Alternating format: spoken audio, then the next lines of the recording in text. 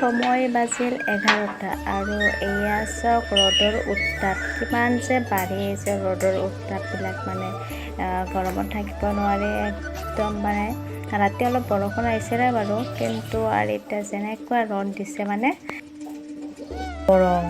গৰমৰ ভিতৰত কেনেকৈ আছোঁ মানে একদম অৱস্থাই নাই মানুহবিলাকৰ। আৰু এয়া পাপা চাওক, পাপা একদম চাপৰ খুলি উদুমুদি হৈ আছে। গৰমৰ কাৰণে ভাবিলোঁ টেঙাৰ আঞ্জা খাম, তাৰ কাৰণে ৰাখিলোঁ মাছ। এয়া চাওক মাছৰ আঞ্জা আৰু টেঙাৰ আঞ্জা খাম আজি। ইফালে গোঁসাই ৰাতিপুৱা একদম জ্বৰত, ৰাতিটো টোপনি মাৰিব পৰা নাই। এতিয়া টোপনি আহিছে অলপ, ইয়াত টোপনি আনি থৈ দিছোঁ। আৰু ইফালে ইমান গৰমত লাইন চাইন নাই, একদম মানে এনে হাবলি আছে। মানে মাজে মাজে হেণ্ড ফেন বিচনীখন ঘূৰাই দিওঁ আৰু ইফালে মায়ে আহি একদম কামত লাগি গৈছে, মাছ ভাজি আছে। আৰু গোঁসাই একদম মানে জ্বৰ উঠিছে আৰু মায়ে বোকাৰ এনেকৈ লৈ কিনে কাপোৰ আদি দিছে। ইফালে আৰু লৈও আহিল মাংস, মানে পাপাই মাংসৰ কথা কৈ আছিল যিহেতু আহিলে এটা লৈ আহিল। আৰু মাংসখিনি মই বনাই লওঁ পটাপট।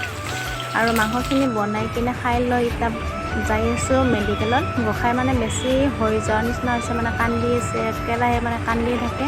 এইকাৰণে লৈ আহিলোঁ মেডিকেলতে আৰু ডক্তৰক দেখাই মেলি লৈ যাম। পাঠশালা এয়া আহি পালোঁ আমি আৰু ডক্তৰৰ ওচৰত যাম। ছাব্বিছ নম্বৰ নাৰ্ছিং ৰুমত দেখাম সেয়া হিমাংশু ছাৰক। আৰু এয়া আহি পালোঁ।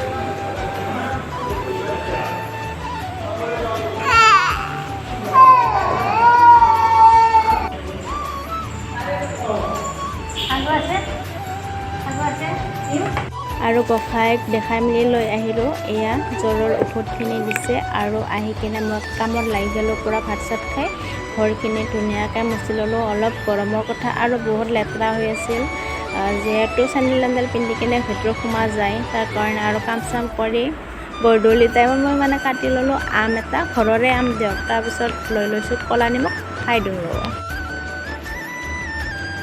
লগতে দিছোঁ ক'লা নিমখ।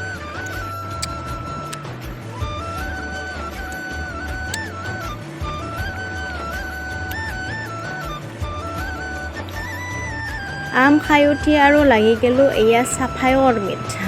বহুত লেতেৰা হৈ আছে। এইকেইদিন মানে মেচিনত বহাই নাছিলোঁ, তাৰ কাৰণে ধূলা বালা পৰি একদম লেতেৰা হৈ আছে। আৰু ধুনীয়াকৈ মুচি চুচি লৈ আৰু কাপোৰ একযোৰা মানে চিলাব লগা আছে, এইযোৰা কাপোৰ চিলাই লৈ আজিৰ মোৰ ভিডিঅ'টো সিমানখিনিয়ে আছিল। আৰু নেক্সট ভিডিঅ'ত লগ পাম।